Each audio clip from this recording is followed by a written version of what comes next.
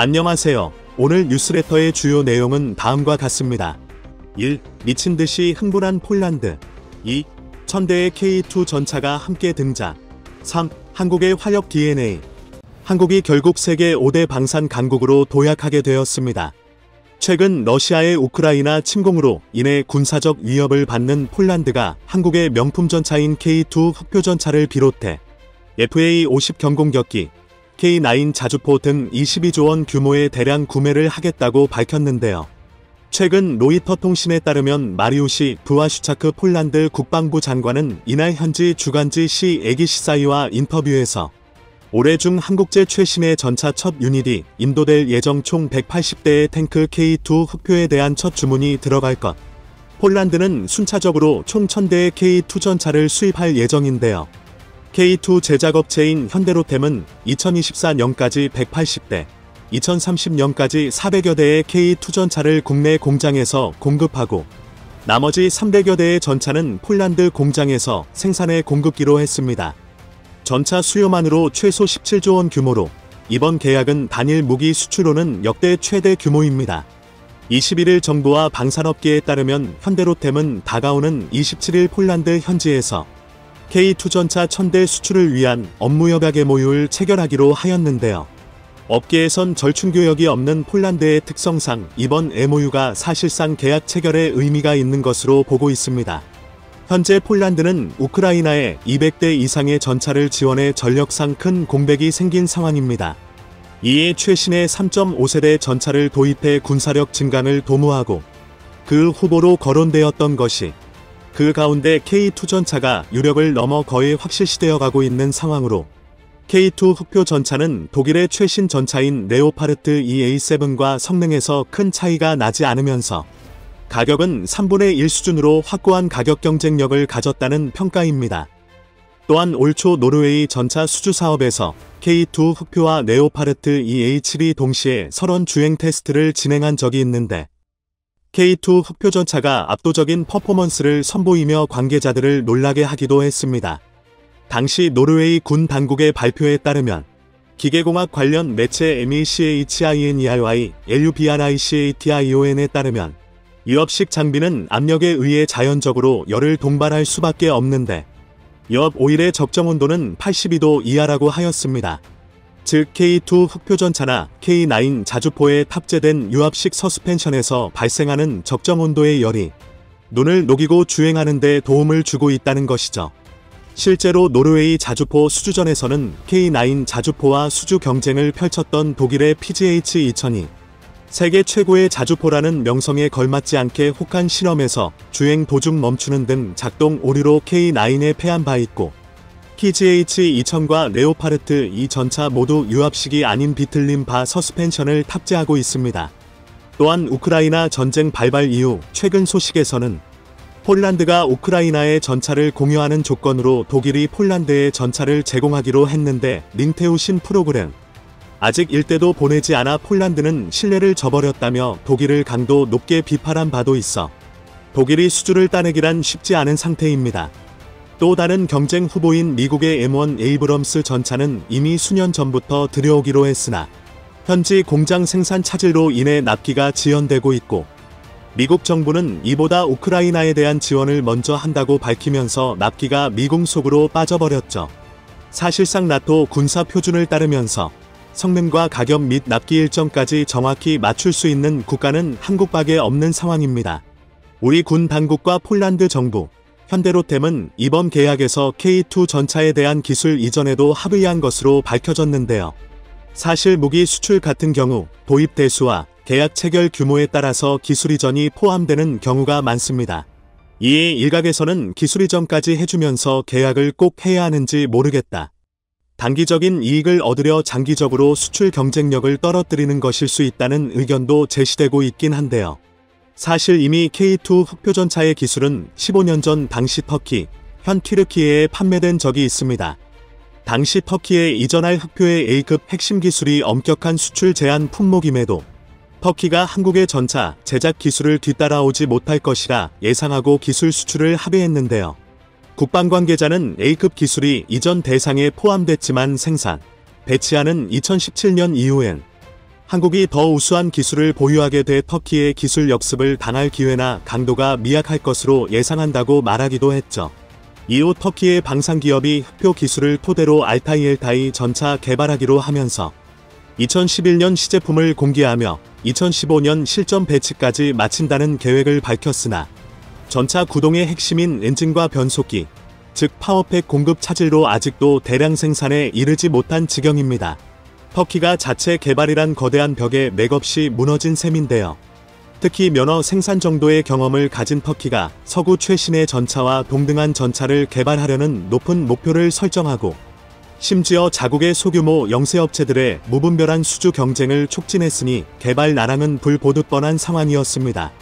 방산 업체의 덩치가 큰 미국 같은 방산 선진국이나 아니면 한국처럼 어느 정도 방산 업계의 기술력이 상향 평준화된 업체들이 수주 경쟁을 할 경우에는 여러 면에서 효율을 높일 수 있지만 방산업체의 규모와 기술력이 미미한 방산 후발 개도국이 유치기업 보호 없이 경쟁만 부추기면 안정적인 기술 축적과 연구개발 투자 환경 보장되지 않게 되죠.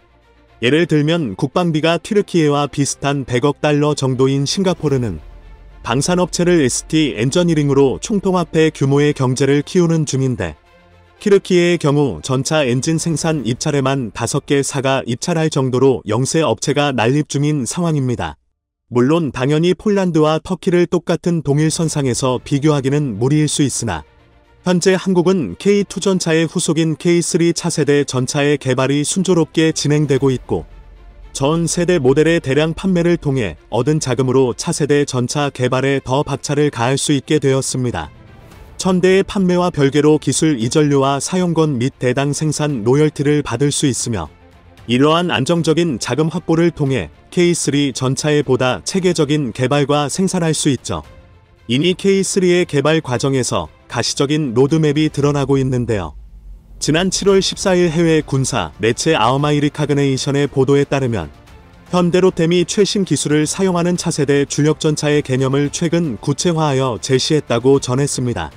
2030년 전력화를 목표로 개발 중인 인공지능 유무인 전차로 현존 어떤 주력 전차들과도 비교를 거부하는 첨단 전차로 개발이 진행되고 있습니다. 외형부터가 나 다른 세대 전차다라는 포스가 뿜어져 나오는 K3 전차는 능동 방어 장치인 고출력 레이저도 장착되는데 적으로부터 날아오는 대전차 미사일, 대전차 로켓, 무인기 등을 공중에서 요격하는 시스템을 갖추고 있습니다. 이는 하나디펜스의 차세대 장갑차 레드백에도 탑재된 체계이죠. 새로운 전차의 표준 장비는 C5 ISR 시스템뿐만 아니라 모든 기상 조건에서 주야간 전투 작전을 위한 차세대 통신 및 감시 장비가 장착됩니다. 그 가운데 가장 큰 특징은 K2 전차의 주포인 120mm 활강포가 전열화학포로 변경될 수 있다는 점인데요. 음속의 5배에 달하는 속도로 발사되는 전열화학포는 그야말로 적들에게 공포의 대상이 될 수 있습니다. 전열화학포는 뇌관 및 장약의 연소를 전기에너지로 전환해 포탄을 발사하는 방식인데요. 기존 화포와 같은 구조를 가지면서도 레일건처럼 엄청난 속도와 파괴력을 자랑합니다. 국방과학연구소가 이미 실험에 성공한 레일건이 아닌 전열화학포를 K3의 주포로 선택한 것은 극히 강한 파괴력 때문인데요. 전열화학포는 레일건과는 달리 고폭탄을 쓸 수 있는데 음속의 운동에너지와 함께 고폭발을 일으켜 그야말로 미친 화력체계를 갖추게 되는 것이죠. 추가 무기는 포탑 내부에 숨길 수 있어 스텔스 효과도 극대화하게 되는데요. 그 추가 무기는 K3의 후미에 미사일 발사가 가능한 VLS 수직 발사대일 것으로 보입니다. VLS가 K3에 탑재될 경우 기존 전차의 개념에서 MLRS 다연장 로켓처럼 다수의 포탄과 미사일로 동시에 여러 목표물을 타격할 수 있게 되는 것이죠. 또한 지난 10일 방위사업청이 기동 무기체계의 수소연료전지 추진체계와 경량, 고강도 장갑의 확보 전략 및 로드맵을 소개하면서 K3 전차의 연료 체계가 수소연료로 추진될 가능성이 언급되기도 했는데요. 군사적 측면에서는 수소연료 전지를 이용한 추진체계를 기동 무기체계에 적용할 경우 디젤 엔진에 비해 아주 낮은 소음으로 인한 정숙성을 확보하게 될 것이며 이는 향후 스텔스 전차, 다양한 탑재 체계의 활용 등 전차의 다양한 형태로의 운용 및 진화의 원동력이 될 것이라고 하였습니다. 이처럼 최첨단 차세대 전차답게 당연히 막대한 개발 비용이 투입될 것으로 보이는데요. 군사 전문가들은 폴란드 K2 수주를 통해 확보한 자금으로 K3 전차의 개발이 탄력을 받을 것이라고 분석하고 있습니다. 물론 폴란드가 그만한 돈을 가지고 있겠느냐는 의견도 있지만 최근 놀라운 발표를 통해 이러한 우려가 종식되었는데요. 폴란드 국방부 장관이 한국에 방문한 다음 날인 6월 1일 EU는 예상치 못한 성명을 발표했습니다. 지난해 EU의 제재로 인해 동결되었던 대폴란드 EU 기금이 우크라이나 전쟁으로 인해 해제되었고, 이에 유럽연합 집행위원회가 폴란드에 47조 원 기금을 지원하기로 승인한 것인데요.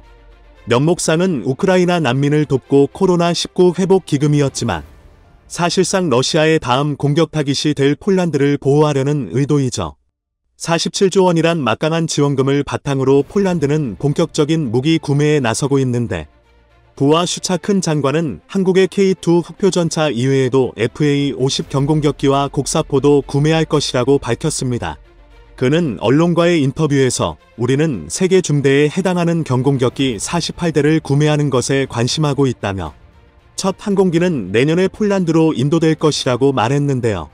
폴란드 국방부 장관이 언급한 곡사포는 K9 자주포인 것으로 전해졌습니다. 이에 총사업 규모 22조 원이 넘는 규모의 세계 역사에서도 유례를 찾아볼 수 없는 역대급 계약을 한국이 가져갈 수 있는 상황이죠.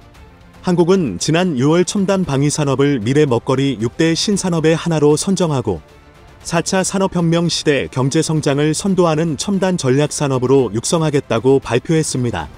한국이 방위산업을 착수하기 이전에는 미국이 제공하는 군원장비에 의존하고 있었지만 한국의 무기 개발이 이루어지면서 자주포, 전차, 장갑차, 훈련기, 잠수함, 이제는 초음속 전투기 등 첨단 무기를 개발 생산할 수 있는 수준까지 도달했죠. 빠르게 성장한 한국의 방산 역량의 외신들은 기적이라는 표현을 사용하고 있지만 이는 사실 기적이 아닌 자주국방의 꿈을 실현하기 위한 한국 기술진들의 노력과 열정의 결실입니다. 한국의 무기체계 개발의 시초라 할 수 있는 다산 정약용 선생님의 말씀으로 마칩니다.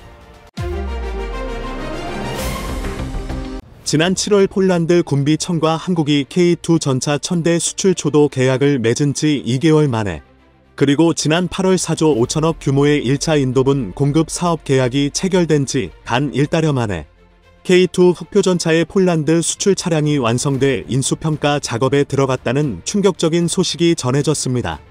인수평가 작업은 출고 임박을 알리는 최종 점검 단계에 속하는 것으로, 이에 해외 신들을 비롯한 네티즌들은 한국의 빠른 납기 능력에 놀라움을 금치 못하고 있는데요. 더욱이 폴란드에 인도되는 K2PL 전차는 첨단 장비들이 대거 탑재되어 있는 모델로 신형 정갑제와 신형 장갑 모듈 추가로 장착하였으며, 여기에 360도 상황인식 장치와 원격 사격 통제체계 RCWS, 방호 네트, 지뢰 방호 키트 등을 적용해 전투 중량은 총 65톤 수준으로 증가했으며, 특히 소프트킬과 하드칼을 장착 3개 최고급 APS 능동방호 체계를 갖추고 있습니다. 소프트킬로는 방호용 레이더와 레이저 경고 장치, 유도 교란 통제 장치, 복합 연막탄 등이 탑재되어 있고, 하드킬로는 적 추사체를 폭발이나 파편, 탄약 등으로 요격해서 무장의 탄도를 흐트러뜨리거나 조기 폭발을 유도하여 물리적으로 무력화하는 시스템이 장착되어 있죠. 대대적 성능 개량이 이뤄진 K2PL의 1차 초도 분이 예상치 못한 일은 실내에 출고되는 광경을 보자 해외 신들 역시 주목하고 있는데요. 디펜스 11에 따르면 폴란드의 요구에 한국은 더욱 빠르게 응답했다라고 하였고, 퍼플러 기계공은 빠른 납기 일정에 주목하며 탱크 초강대국이 되기 위한 준비를 하는 폴란드라고 하였습니다. 레딧의 한 네티즌도 이렇게나 바로 빨리 조달이 된다니 현대와 한국 존경한다라고 전했죠. 이처럼 빠른 조달이 가능했던 이유는 사실 한국이 가진 고유한 특성 덕분이었습니다. 휴전국인 우리나라는 특히 육군체계에서 세계적인 규모를 갖추고 있는데요. 지상전 핵심 무기인 전차의 겸 이미 한국은 보유하고 있지만 첨단 차기 전차 도입 사업이 계속해서 진행되고 있어 2020년 K2 개량형의 3차 양산 계약이 확정되었고, 당시 K2는 글로벌 최신의 전차들 가운데 유일하게 양산이 진행 중인 전차였죠. 또한 지난해 말에도 K2 전차 4차 양산 소요까지 확정되어 올해 소요 검증과 사업 타당성 조사를 추진하고 있는 상황입니다. 즉 한국군의 자체적인 수요로도 생산 설비 공장이 원활히 돌아가고 있는 만큼 우수하고 가성비 좋은 무기들을 이른 시일 내에 대량으로 생산할 수 있는 역량을 갖추게 된 것이죠. 이런 국가는 현재 우리나라 밖에는 없습니다. 폴란드 수출용 K2 PL 1차 도입분 중 10대는 우리 육군이 주문해 생산이 완료된 55대 가운데 폴란드가 요구하는 옵션을 달아 수출되는 방식인데요. 올해 초 폴란드가 올해 말까지 20대의 전차가 꼭 필요하다고 전하였고 현대로템은 갑작스러운 수요 증가에 한국군과 상의한 후 10대의 한국 납품부를 보내는 방식을 취한 것입니다. 엄밀히 말하면 국군 납품용을 전용하는 것이다 보니 당연히 납기가 빠를 수밖에 없기도 하겠지만 어찌 되었든 계약 후 29분의 8에 한 달 24분의 9도 안 된 시점에 선적하겠다고 하는 것은 우리나라의 방산업체들의 우수한 생산 역량 케이퍼빌러티과 납품 준수 능력이 다시 한번 타의 추종을 불허한다는 것을 느끼게 해주는 사건으로 K2 전차의 도입을 원하고 있는 또 다른 3국에도 긍정적 영향을 끼칠 것으로 보입니다. 이에 국내 네티즌들은 현대로템 김미정 책임 매니저는 수년째 K2 전차를 눈앞에서 지켜봤지만 지금 성능 시험 중인 전차는 의미가 남다르다. 우리 기업뿐 아니라 한국의 첫 수출 전차라는 점에서 K방산의 새 이정표를 쓰고 있는 현장이라며 뿌듯해했죠. K2 PL의 1차 180대 물량은 한국 창원 공장에서 생산되고 나머지 이 3차 800여 대가량은 국내와 폴란드 현지에서 생산되는 수량으로 충당될 예정인데요. 이에 K2 전차와 연관된 1, 2차 협력 업체가 1000개에 달하는 점을 감안할 때 일자리 창출 등 지역 경제 발전에 적잖은 기여를 할 것이란 평가도 나오고 있습니다. 현재 현대로템은 국내외 수요가 급증하면서 인재 확보에도 총력을 기울이고 있는데요. 정확한 사실관계는 확인할 수 없으나 한 커뮤니티에는 현대로템 직원으로 보이는 네티즌이 CX 살려줘 폴란드 계획스키야라는 제목의 글에서 올해가 가기 전 20대는 제기랄 지금 조립하는 것도 힘든데 다 만든 것도 국방부 말고 폴란드 먼저 주려니까 24시간 풀타임 돌려도 못같이 힘들어라면서 현재 숨가쁜 돌아가고 있는 창원 생산 공장 반응을 들려주기도 하였습니다. 힘드신 만큼 꼭 돈 폭행으로 보상받길 바랍니다. 현대로템은 최근 대규모 특별 채용 공고를 내고 신입 경력 사원을 동시다발적으로 충원하고 있는데요. 1월에는 폴란드어 통 번역 직무, 3월에는 창원 방산 생산관리, 6월에는 방산 계획 실적관리, 7월에는 방산 자재 관리 업무, 8월에는 기갑차량 현수장치 기술직, 9월에는 2차 방산 생산관리팀 업무자를 추가로 채용하였습니다. 방산 기술뿐 아니라 품질 관리, 해외 사업 전략 등 분야를 망라해 직원 채용에 나선 건 방산업계 내에서도 매우 이례적이란 분석입니다. 특히 폴란드의 현대로템 현지 공장이 건설되면 K2 흑표전차의 대유럽 글로벌 허브가 완성되어 세계적 수준의 방산기업으로 도약하게 되는 계기가 되는데요. 특히 유럽 수출권에 관해 더욱더 안정적이고 빠르고 가격 경쟁력 있는 수출이 이루어질 것으로 보입니다. 이에 지난 24일에는 루마니아 역시 K2 전차 도입을 추진하고 있다는 소식이 들려왔죠. 루마니아 국방부는 공식 트위터를 통해 마실레 신코바실레 딤코 루마니아 국방부 장관과 이종섭 국방부 장관이 DX 코리아 2022서 K2 도입 등 방산 협력을 논의했다고 밝혔는데요. 전문가들은 폴란드의 대량 수출이 다른 나라와의 계약으로 이어지고 있다며 폴란드 현지 공장이 가동되면 유럽 내 수천 대의 수요 물량을 모두 소화해낼 수 있을 것이라고 하였습니다. 일본 매체 니케이 아시아는 최근 한국산 명품 무기들이 유럽과 같은 선진 대륙까지 거침없이 누비며 K방산 시대를 열어가고 있다며 한국산 K2 전차와 K9 자주포가 유럽 무기 시장을 흔들었다라고 하였는데요. 사실상 현재 세계 각지에서 전차 수요가 끝없이 나오고 있는 상황 가운데 K2 흑표전차 말고는 마땅한 대안이 없는 상황이라 추가적인 대규모 도입도 기대되는 상황입니다. 주가 2배 뛰었는데 지금이라도 올라타야 하나. 현대로템이 미칠 듯한 생산 역량을 보여주며 희망편을 찍었다면 경쟁자인 독일 KMW는 최근 절망편이 이어지고 있습니다.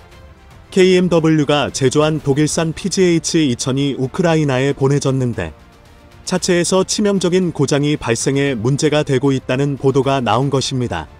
PGH-2000은 155mm 자주포로 레오파르트 2 전차의 차체와 부품을 기반으로 제작되었습니다. 보도에 따르면 6월 말에 인도된 7문의 PGH-2000 중 절반 이상이 현재 작동불능 상태이거나 부품에서의 심각한 마모가 발생해 포탄이 내부에서 터지는 위험도 발생할 수 있다고 하는데요. 군사 전문가들은 독일의 오랜 군축으로 인해 그동안 KMW의 생산 설비 공장이 가동되지 그 후유증이 현재 결함으로 드러나고 있다고 하였죠. 실제로 독일군은 2017년 1월 기존 레오파르트 2A 차량을 A7 버전으로 개량하는 계약을 제조사 KMW와 체결하였으나 초도 물량이 도입된 것은 무려 3년이 지난 2019년 10월이었습니다. KMW는 극심한 인력 부족과 자금 조달 및 설비 과정에서의 문제로 인해 어쩔 수 없었다고 밝혔는데요. 2016년 발주한 A7 플러스 신규 생산 차량은 계약 체결 후 44개월 만인 2021년이 되어서야 독일군에 인도됐습니다.